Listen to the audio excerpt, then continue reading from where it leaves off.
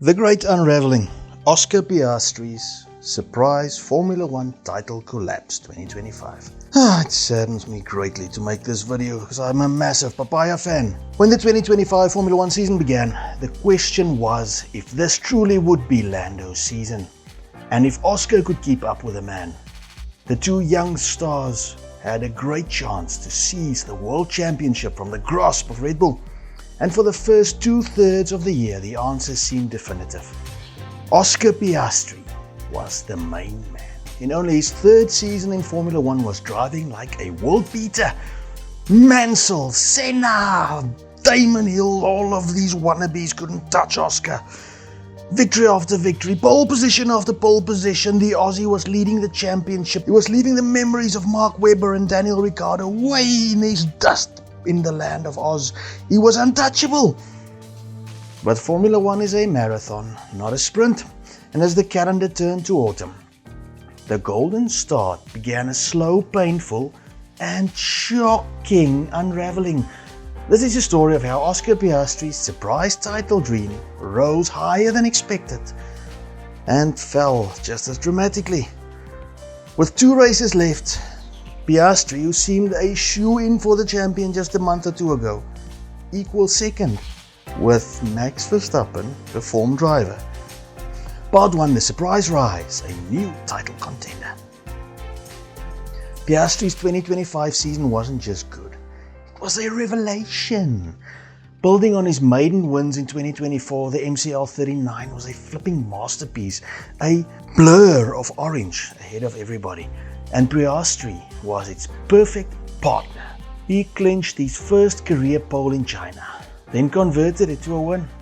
Remember China? Remember Ferrari, Lewis Hamilton actually winning the sprint, then getting disqualified from the main race? So long ago. He followed it up with a hat-trick of victories, showing incredible consistency, racecraft, tyre management, areas he'd been criticized for in his rookie year.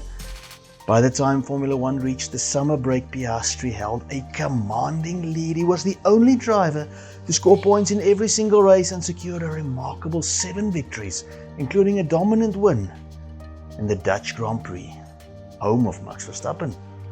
The narrative was simple.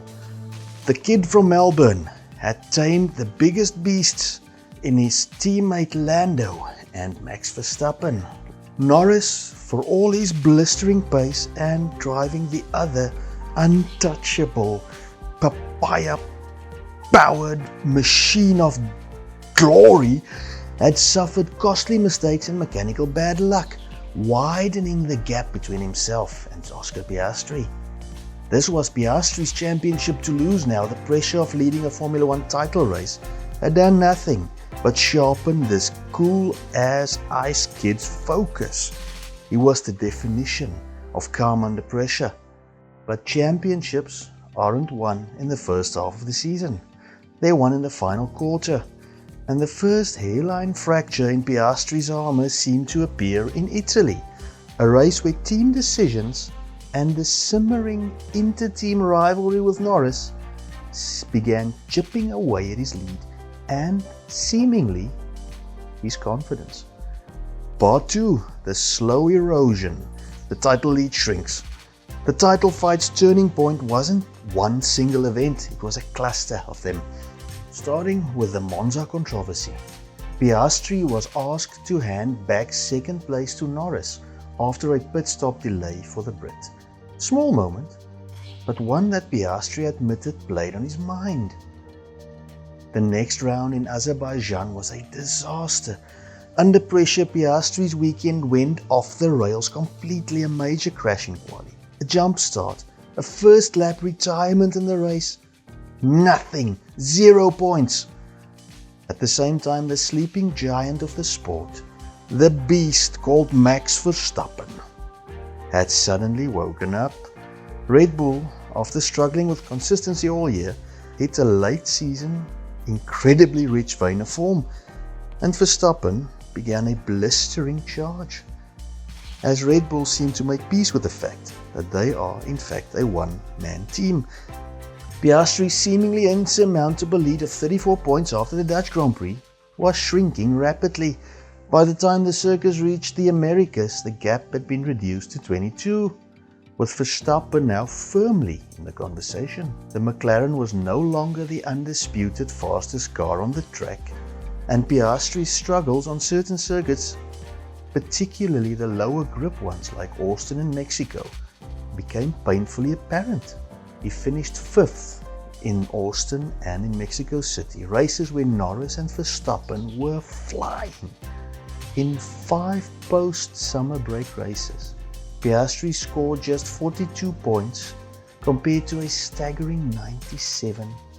In the first 5 post-summer break races, Oscar scored 42, Lando 97. The momentum had not just shifted, it had evaporated. Piastri himself confessed that Verstappen's resurgence was a bit of a surprise, admitting the run of form was quicker than he expected. Mentally, the toll of fighting an internal battle against Lando and an external one against a 4-time world champion was clearly getting to him. Part 3, Brazil and the complete unraveling of Oscar Piastri. Then came the Brazilian Grand Prix, the weekend that defined the title fight and marked the true turning point of seemingly no return for Piastri's 2025 campaign. The sprint race was a microcosm of his slump.